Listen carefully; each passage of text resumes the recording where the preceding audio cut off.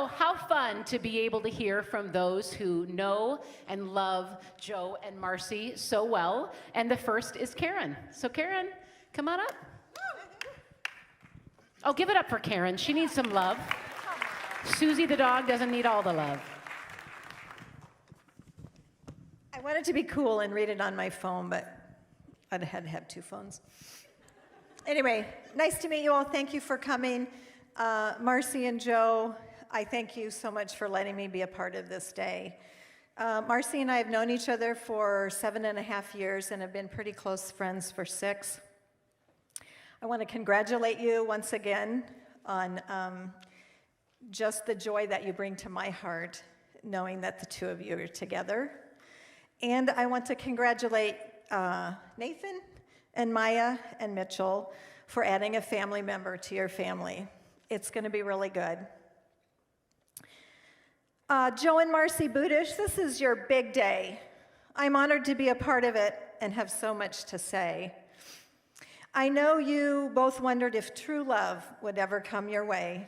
We'll soak this all up, because you two being single was so yesterday. Congratulations on finding each other and planning so well for this beautiful wedding. I'm so excited to see what God has in store for you next and watch where you're heading. Well, it's been a fast engagement. You seem to have handled it with ease. I'm so You have done a great job of blending not 2, but 5 people and made it look like a breeze. Now, usually this euphoric courtship fades into what I call life so real.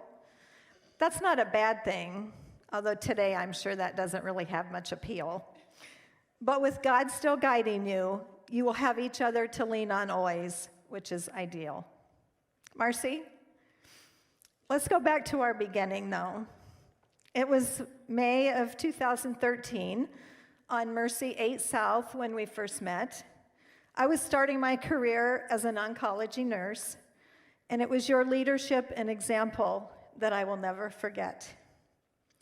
You were a seasoned nurse with so much knowledge, compassion, and knew how to cure.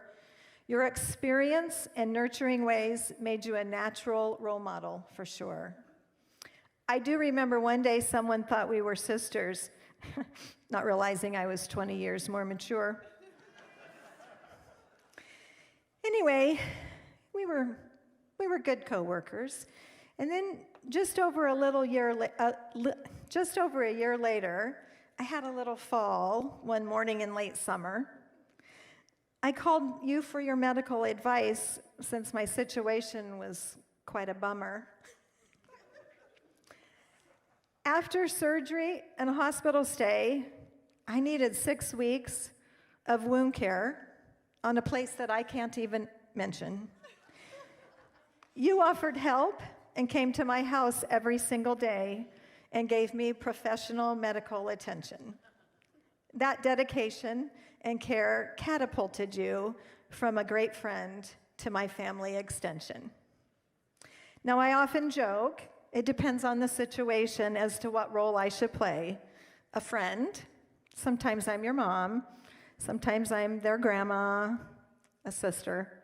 Today, I do feel a little like your mom, handing you over with so much emotion, though, to this wonderful mister. I'm so proud of your faith, hard work, and perseverance on days you felt it was difficult to even grin. We've shared so much. I'm hoping I don't lose you as a daughter, but rather just gain Joe as kin. Joe, I welcome you to the Marcy and Karen family, as well as my more Hanson Atchison clan. You can choose to be my friend, my son, my brother, or just Marcy's man. I'm just thrilled and thankful to share in your journey as a couple any way I can. I've only got 7 more pages.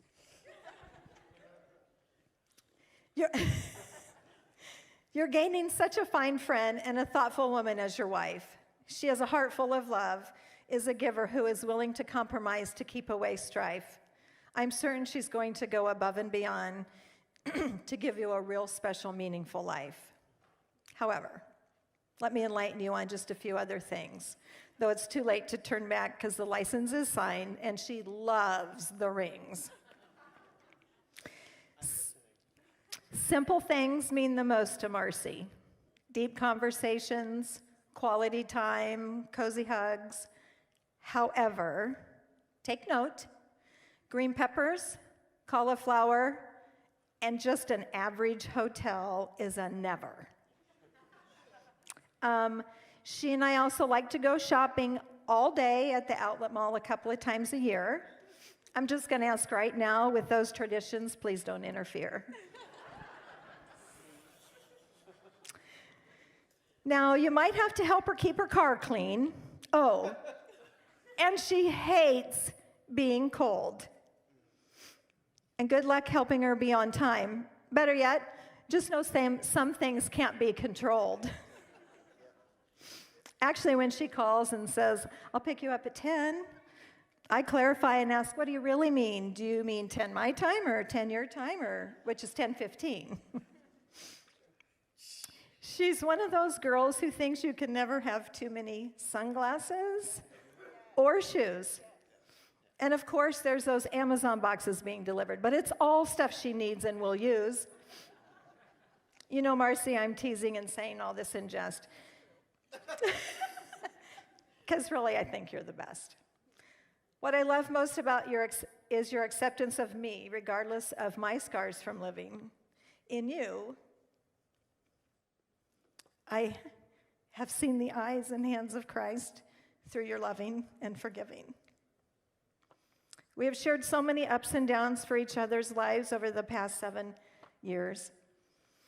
There's been work, fun, weddings, funerals, travels, laughter, heartbreak, jubilation, and lots of tears. We've shared lots of advice, even a few clothes, believe it or not. Lots of stories about our children and our peers. Marcy, my prayer is that you will never quite forget any of those memories of your past. But I hope the good ones stay bright and the bad ones fade in contrast.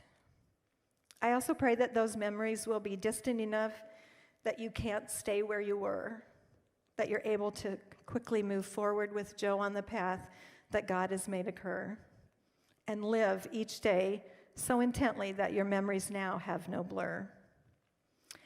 Everything you have been through have helped make you the strong person that you are today. Way to go, girl. I wouldn't have it any other way. I'm not done. I do want to acknowledge, though, 3 of your minor characters that are so great. Equally favored, that's right. It's Mitchell, Maya, and Nate. They're certainly not minor as in insignificant, but minor as in young at age, because these kids' kindness and maturity are on a whole nother page. Guess what, Marcy and Joe? When I mentioned the kids, it was that's only when Kent's feelings and advice started to flow. He said, make sure I tell everyone, these are the best kids that you'll ever know. They're so easy to love and so fun to watch grow. Really, they're such a fine trio. Maya, you look absolutely beautiful, taking our breath away. Nathan and Mitchell, you also look exceptionally handsome today. You all seem so grown up in such a distinguished way. Maya, you're so extremely thoughtful and have such a huge heart. Your soft-spoken demeanor is lovely, and your sense of fashion and decorating are set apart. However, I'm not going to ask you to make me mac and cheese because that wouldn't be very smart.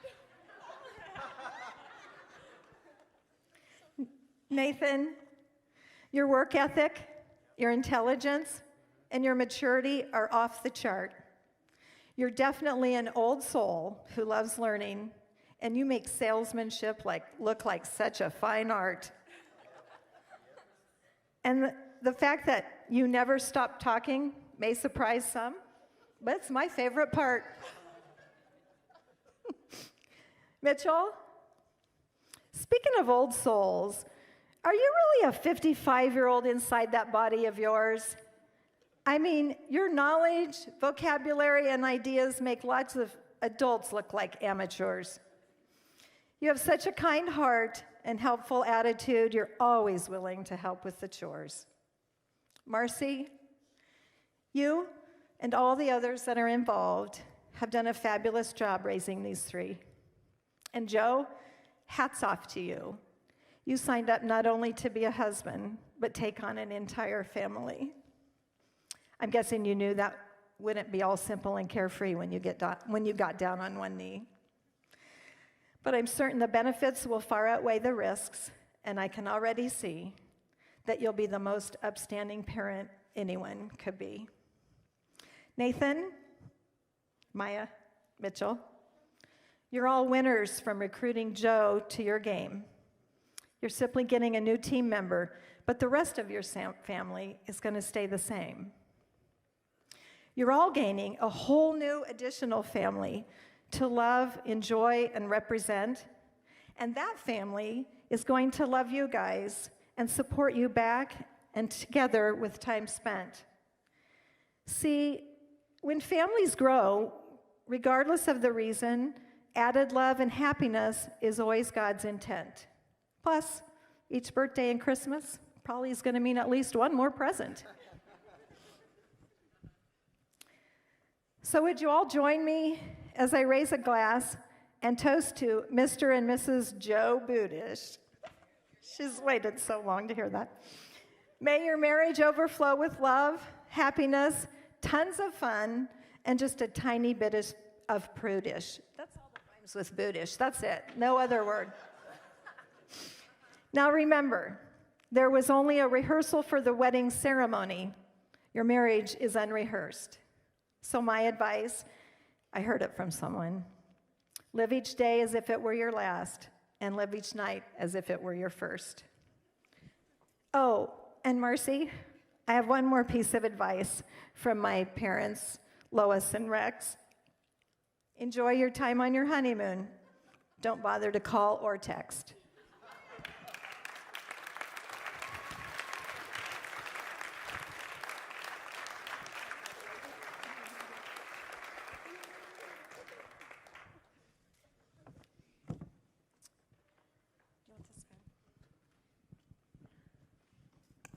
That was awesome, and I'm gonna read mine on my phone, so I guess that makes me cool, but it doesn't rhyme, so yours is probably cooler.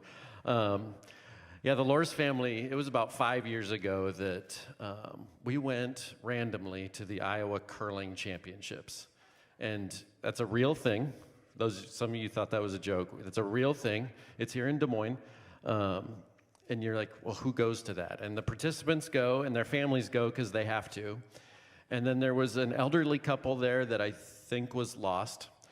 And the Lors family was there, and Joe Budish came. So we were super excited. Yeah, we invited Joe to come and figured that if Joe was willing to hang out with us at the Iowa Curling Championships, he was our kind of guy.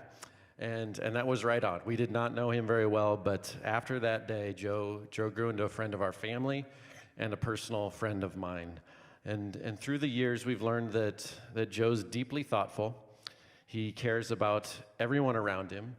He can turn any moment into a fun game. Ask him about just hand clickers one time. Joe's universally loved and admired and respected, and those of you in this room recognize that, and that's why you're here.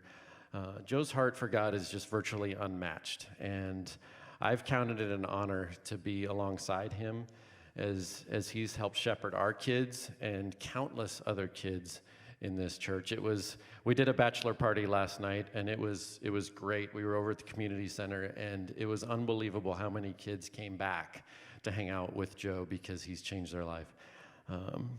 But if there was one area where Joe seemed to have a hole in his life and a gap, it was his desire to share his life and his love of God with a family and the right woman.